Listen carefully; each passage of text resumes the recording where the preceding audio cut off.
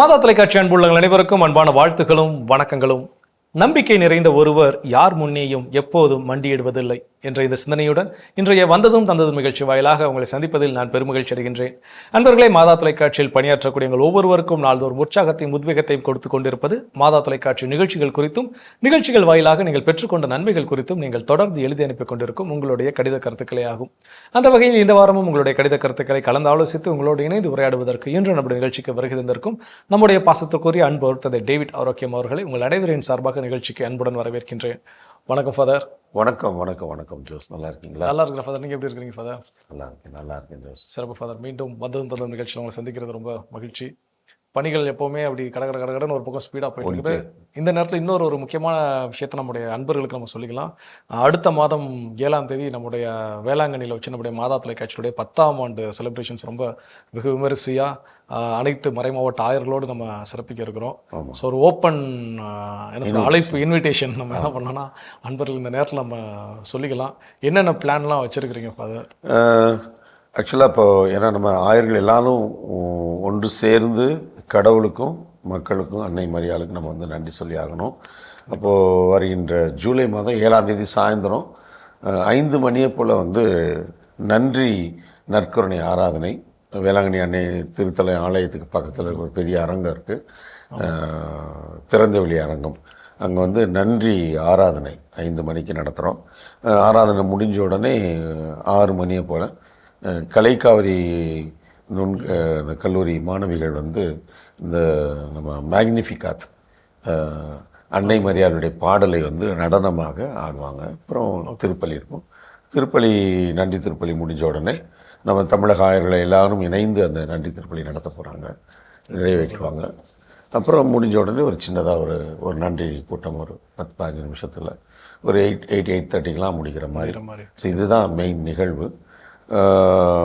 So அன்றைக்கி அங்கே தமிழகத்தில் கூடிய நம்ம மாதா தொலைக்காட்சி இணையதயங்கள் வேளாங்கண்ணிக்கு எல்லோரும் வந்தாங்கன்னா ரொம்ப சிறப்பாக இருக்கும். நம்ம ஆயர்கள், நம்ம மாதா தொலைக்காட்சி அவருடைய தந்தையர்கள் மற்றும் எல்லா மறை மாவட்டத்திலையும் பணி செய்யக்கூடிய தந்தையர்கள், அவர்களோடு இணைந்து பணியாற்றக்கூடிய நல்ல அந்த உள்ளங்கள், இவங்களும் மற்றவங்களும் எல்லோரும் சேர்ந்து வாங்கன்னு சொல்லி நம்ம ஏற்கனவே இதை பற்றி ஃபாதர்ஸ்ட்டை பேசியிருக்கிறோம். அதனால் நம்முடைய இனியதங்கள் எல்லோரும் பக்கத்தில் இருக்கிறவங்க வேளாங்கண்ணிக்கு, அதே மாதிரி வேளாங்கண்ணிக்கு வந்து மாதாவை வந்து பார்த்த மாதிரி இருக்கும், நமக்கு அங்கே திருப்பலி பங்கெடுத்த மாதிரி இருக்கும். முடிச்சுட்டு அடுத்த அன்றைக்கி நைட்டு நம்ம எல்லோரும் ஊருக்கு ரிட்டர்ன் வர வேண்டியதான். அதனால் இனியதங்கள் ஒவ்வொருவரையும் வருகின்ற ஜூலை மாதம் 7ஆம் தேதி நடைபெறவிருக்கின்ற நன்றி ஆண்டவருக்கும் மக்களுக்கும் அன்னை மரியாளுக்கும் நன்றி செலுத்துவதற்காக நாம் ஒன்று கூட இருக்கிறோம்.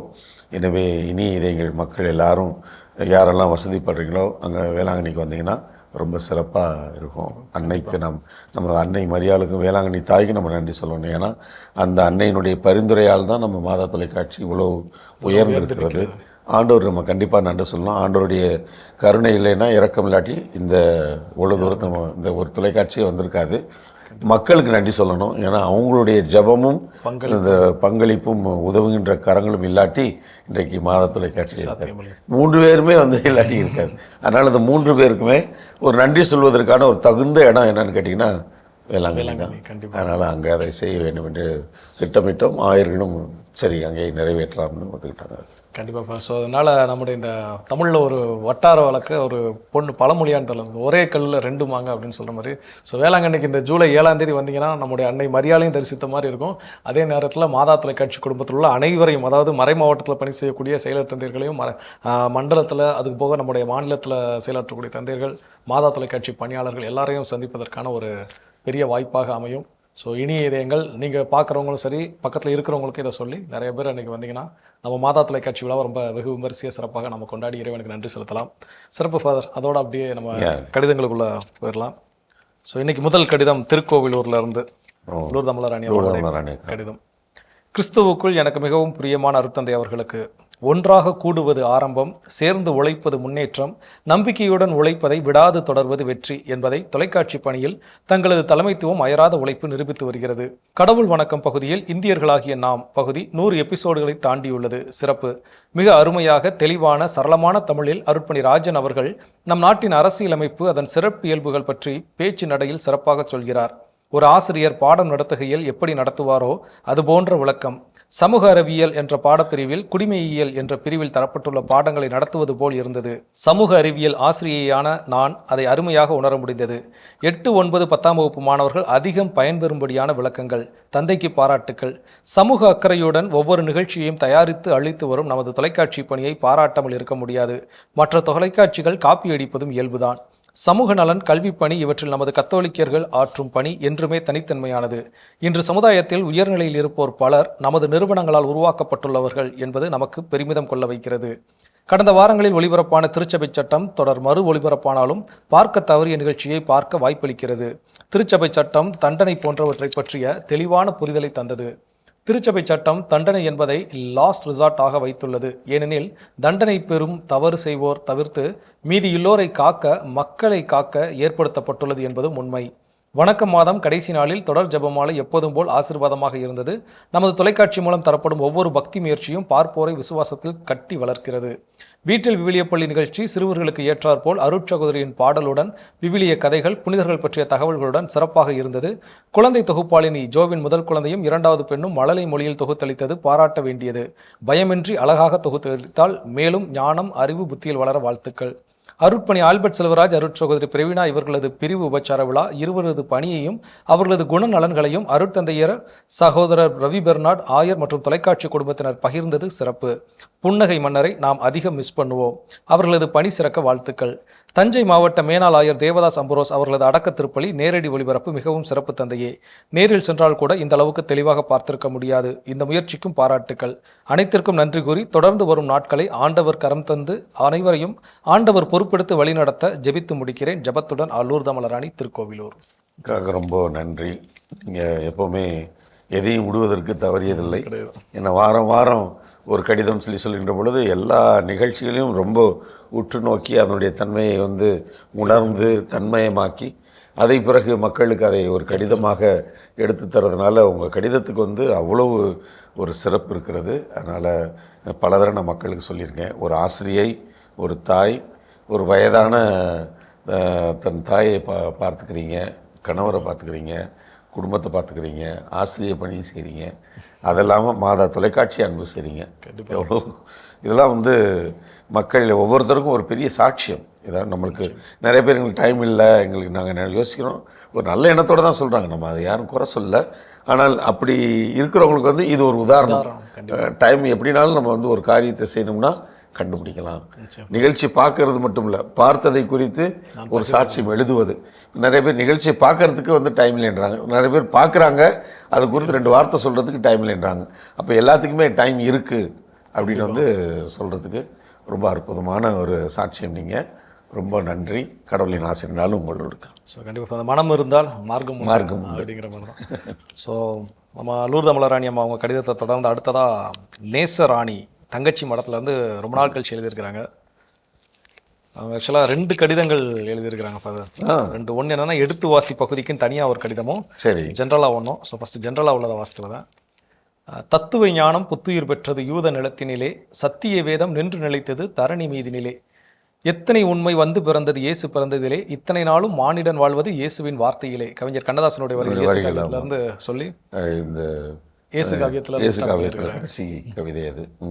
இறைமகன் இயேசுவின் உயிருள்ள வார்த்தைகளை நற்செய்தியாக இல்லங்கள் தோறும் விதைத்து வளர்த்து இறையாட்சியை இம்மண்ணகத்தில் மலரச் செய்யும் எங்கள் மாதா தொலைக்காட்சி குடும்பத்திற்கு எமது வாழ்த்துகளும் வணக்கமும்.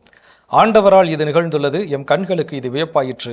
ஆண்டவர் தோற்றுவித்த வெற்றியின் நாள் இதுவே. இன்று அக்களிப்போம், அகமகிழ்வோம். இறைவனின் உடனிருப்போடு 10 ஆண்டுகளை கடந்து 11வது ஆண்டில் தடம் பதித்துள்ள எமது மாதா தொலைக்காட்சியே, மூவொரு இறைவனின் கரங்களில் அர்ப்பணிப்போம்.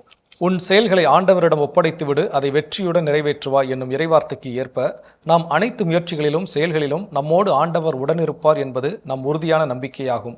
தந்தையே, மாதா தொலைக்காட்சியின் முன்னேற்றத்தில் முழு முயற்சியுடனும் ஆர்வத்துடனும் ஈடுபாட்டுடனும் உழைத்து வரும் ஆயர் பேரவை, அருள் பணியாளர்கள், அருட்சகோதரிகள், ஒவ்வொரு பிரிவிலும் பணியாற்றும் ஊழியர்கள், நன்கொடையாளர்கள், பங்கேற்பாளர்கள் அனைவரையும் இறைவன் பாதம் ஒப்படைத்து ஜெபிக்கின்றோம். தினமும் காலை முதல் இரவு வரை ஒளிபரப்பாகும் அனைத்து நிகழ்ச்சிகளும் மிக மிக நேர்த்தியாக அமைந்துள்ளன. நம்மையே நாம் சுய ஆய்வு செய்வதற்கு, இறைவனின் நன்மைத்தனங்களுக்கு நன்றி சொல்வதற்கு, திரு அவைக்காக, நாட்டு நலனுக்காக, தேவையில் இருப்போருக்காக இறைவேண்டல் செய்வதற்கு, சமூக அக்கறையோடு செயல்புரிவதற்கு, இயற்கையை நேசித்து பாதுகாப்பதற்கு உந்து சக்தியாக அமைந்துள்ளன. ஒவ்வொரு நிகழ்ச்சிகளுக்கும் மிகவும் பொருத்தமான தலைப்புகள், தகுதியான நபர்கள், இறை அன்பை, இறை பராமரிப்பை, அன்னை மரியாவை, புனிதர்களை போற்றி புகழும் புதிய புதிய பாடல்கள், இணைந்து செல்லும் அற்புதமான ராகங்கள், இசை மீட்டுபவர்களின் திறமைகள், பாடகர்களின் இனிய குரல் வளம், சிந்திக்கத் தூண்டும், மனதை வருந்தி திருந்த வைக்கும் கருத்தாளம் நிறைந்த மறையுரைகள், உடைந்து போன உறவுகளை ஒட்ட வைக்கும் கனிவு மிகுந்த இறை வார்த்தைகள், அப்பப்பா அபாரம் அபாரம். இவை அனைத்தும் எம்மை பக்குவப்படுத்தி மனசுக்கும் ஆன்மாவுக்கும் நிறைவை தந்து எம்மை முழு மனிதராக வாழ்ந்து புனித நிலைக்கு வழிநடத்தி செல்கின்றன.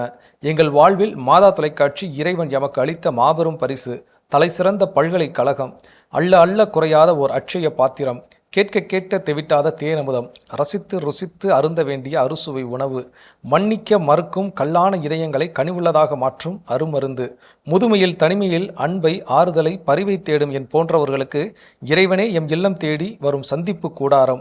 ஒரே வார்த்தையில் மாதா தொலைக்காட்சி எமக்கு இறைவன் அளித்த மாபெரும் கொடை. உலகம் முடியும் வரை என்னாலும் நான் உங்களோடு கூட இருப்பேன், வருடம் முழுவதும் என்று ஒவ்வொரு நாளும் நமக்கு சொல்லி நம்மை தேற்றி நம்மோடு உடன் நடந்து வரும் நம் அன்பு தெய்வத்தின் பராமரிப்பிலும் நம் அன்னை மரியாவின் பாதுகாப்பிலும் நம் மாதா தொலைக்காட்சியை ஒப்படைக்கிறேன். இறுதியாக தந்தையே, தங்களின் இறையாசிரை தயவுடன் கேட்டு எனது இச்சிறு மடலை நிறைவு செய்கிறேன். இயேசுவுக்கே புகழ், இயேசுவுக்கே நன்றி, மரியே வாழ்க அப்படின்னு சொல்லி முடிச்சிருக்கிறாங்க நேசராணி. அதோட குறிப்பு அப்படின்னு சொல்லி கீழே ஒரு சின்ன இது வர எழுதியிருக்காங்க. தந்தையே, ஒரு சிறிய விண்ணப்பம். தினமும் மாலை 6 மணிக்கு பெசன்ட் நகர் ஆரோக்கிய மாதா ஆலயத்தில் ஒப்புக் கொடுக்கப்படும் திருப்பலியின் முடிவில் மாதாவை நோக்கி மன்றாடும் ஜெபத்தை ஒளிபரப்ப வேண்டும் என்று மிக தாழ்மையுடன் கேட்டுக்கொள்கின்றேன். இக்கடிதத்தை ஆர்வமுடன் பொறுமையாக வாசிக்கும் மகன் தமிழ்ஜோ அவர்களுக்கும் கவனத்தோடு செவிமடுத்து எம்மை பாராட்டி இறையாசிர் வழங்கும் தந்தை உங்களுக்கும் என் நெஞ்சம் நிறைந்த நன்றிகள் அப்படின்னு ஜென்ரலான ஒரு கடிதம். அப்புறம் எடுத்து வாசி பகுதிக்குன்னே தனியாக எழுதியிருக்கிறாங்க. எங்கள் மரியாதைக்கும் அன்புக்கும் உரிய அருள் தந்தையர்கள் இருவருக்கும், ஸோ நம்ம எடுத்து வாசி ஃபாதர்ஸ் 2 பேருக்கும் இயேசு கிறிஸ்துவின் இனிய நாமத்தில் வணக்கமும் வாழ்த்துகளும். நமது மாதா தொலைக்காட்சி வழியாக ஒளிபரப்பாகும் எழுத்து வாசி நிகழ்ச்சி மிக மிக நேர்த்தியாக உள்ளது. இது குறித்து இறைவனுக்கு நன்றி கூறுகிறோம். ஒரு காலத்தில் பழைய ஏற்பாட்டு நூல்களை மேலோட்டமாக வாசித்தோம். ஆனால் தற்போது அந்த நூல்கள் வழியாக வரலாற்று நிகழ்வுகளையும் அவை எமது வாழ்க்கைக்கு சொல்லும் பாடங்களையும் எல்லாவற்றுக்கும் மேலாக யாவே இறைவன் நமது மூதாதையருக்கு செய்த அரும்பெரும் செயல்களையும் எம்மால் அறிந்து கொள்ள முடிகிறது. ஒவ்வொரு நூல்களுக்கும் விளக்கம் சொன்ன அருட்தந்தையர்களுக்கும், தற்போது சாமுவேல் முதல் நூலுக்கு விளக்கம் சொல்லிக் கொண்டிருக்கும் அருட்தந்தைக்கும், திருநூலை வாசிக்கும் உதவி தந்தைக்கும் எனது நன்றியும் வாழ்த்துகளும். திருநூலின் வரலாற்றுடன் வாழ்வியலையும் இணைத்து வழங்கும் அருட்தந்தைக்கு கவனத்துடன் செவிசாய்க்கும் உதவி தந்தையின் உரையாடல் எமக்கு மிகவும் உதவியாக இருக்கிறது. நமது மாதா தொலைக்காட்சியின் அனைத்து ஒளிபரப்புகளும் எம்மை ஆன்மீகத்தில் வளரச் செய்கின்றன, சமுதாய ஈடுபாட்டை, இயற்கை நலனில் அக்கறையை அறிவுறுத்துகின்றன. இதற்காக இறைவனுக்கு நன்றி கூறுகிறோம். தொடர்ந்து உங்கள் பணிவாழ்வில் இறையருள் உங்களோடு இணைந்திருக்க வேண்டும் என்று ஜெபித்து இம்மடலை நிறைவு செய்கிறேன். இயேசுவுக்கே புகழ், இயேசுவுக்கே நன்றி, மரியே வாழ்க. மாதாவின் மகள் நேசராணி. நேசராணி அக்கா, இது ஏற்கனவே முன்னாடி உங்க கடிதம் எழுதியிருக்கிறாங்க. ரொம்ப நாளைக்கு முன்னாடி எழுதியிருக்கிறாங்க. ரொம்ப நாள் தங்கச்சி மடம் அப்படிங்கிற ஊர்ல இருந்து. ரொம்ப சிறப்பு, ரொம்ப ரொம்ப சிறப்புமா. அதாவது எப்படி சொல்றது, ஒருத்தவங்களை நம்ம அன்பு செய்யணும் அப்படின்றது பல விதத்தில் நம்மளால் வெளிப்படுத்த முடியும். ஒரு பொருளை வாங்கி கொடுத்தியோ, ஒரு 2 நல்ல வார்த்தையை சொல்லியோ, இல்லாட்டி அவங்க பிரியப்படுற மாதிரி நடந்து கொண்டோ, இப்படியெல்லாம் ஒரு அன்பை வெளிப்படுத்தலாம் பல விதங்கள். இந்த மாதா தொலைக்காட்சி நான் அன்பு செய்கிறேன் அப்படின்றது எப்படி வெளிப்படுத்த முடியும் அப்படின்னு நினைக்கிறவங்க தான் நம்ம இனிய இதயங்கள்.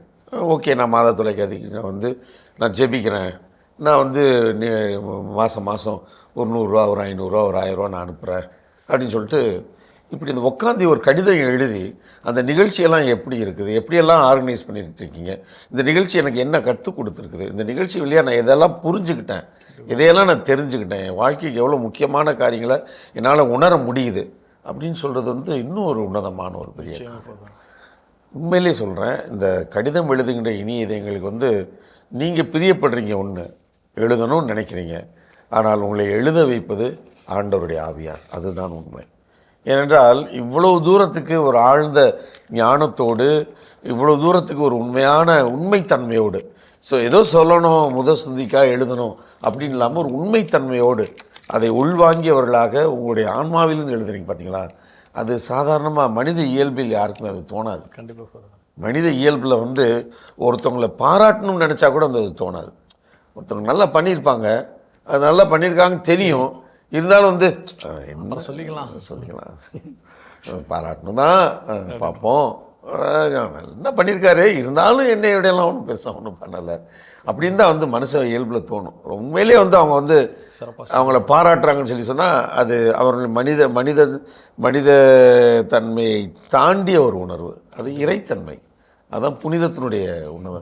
ஏன்னா அது கடவுளோடு இருக்கக்கூடிய அந்த கடவுள் தான் வந்து ஆண்டவர் இயேசு சொல்கிற மாதிரி நல்லோர் மீதும் தீயோர் மீதும் மழை பொழிய செய்கிறார், சூரியனை உதிக்க செய்கிறார், நல்லது எல்லாருக்குமே நல்லது செய்கிறவர் கடவுள். அவரை நோக்கி அந்த அவர் நிறைவுள்ளவராக இருப்பது போல நீங்களும் நிறைவுள்ளாக இருக்குன்னு சொல்லிட்டு ஆண்டவர் ஒரு அழைப்பு எடுக்கிறார். அந்த நிறைவுத்தன்மை மனிதத்தன்மை தாண்டியது, சாதாரண யதார்த்தமான மனித உணர்வுகளை தாண்டியது. அதுதான் பிறரை ஆத்மார்த்தமாக பாராட்டுவது. ஒரு சொல்லுக்காகவோ சரி ஏதோ சொல்லுவோம் என்பதற்காக இல்லாமல் உண்மையாகவே உணர்ந்து பாராட்டுவது, அது மனித சாதாரண உணர்வுகளை தாண்டியது. அதைத்தான் நீங்கள் எல்லாருமே செஞ்சிட்ருக்கிறீங்க. நேசராணி அம்மா நம்ம எங்கே இதுலேருந்து தங்கச்சி மடத்துலேருந்து எழுதுறீங்க, திருக்கோயிலூர்லேருந்து நம்ம லூர் தமிழராணி அக்கா எழுதுகிறாங்க. நிறைய பேர் நம்ம ஒவ்வொரு ஊர்களிலேருந்து, மும்பையிலேருந்து, பல ஊர், மதுரையிலேருந்து, திருநெல்வேலியிலேருந்து, சிவகாசியிலேருந்து, இங்கே கோயம்புத்தூர் பகுதியிலேருந்து, ஊட்டியிலேருந்து, சேலத்திலேருந்து, ஒவ்வொரு பகுதியிலேருந்தும், பாண்டிச்சேரியிலேருந்து, எப்படி வில்லியனூர்லேருந்து, எப்படி இந்த மாதிரிலாம் உட்காந்து அவங்களால் தோணுதுன்னா அதுதான் கடவுளின் வெளிப்பாடு. அப்போது உண்மையிலே வந்து நான் உங்களை நினைத்து கடவுளுக்கு நன்றி சொல்கிறேன். ஆண்டவருடைய இரக்கமும் கருணையும் இல்லாமல் நம்மளால் இதெல்லாம் உணரவே முடியாது. அதனால் உங்களுக்கு எனது மனம் நிறைந்த பாராட்டுகள். என்னாலும் நீங்கள் நல்லா இருக்குன்னு சொல்லி உங்களுக்கு ஆட்சேபிக்கிறோம். கடவுளின் ஆசிரியனாலும் உங்களோட.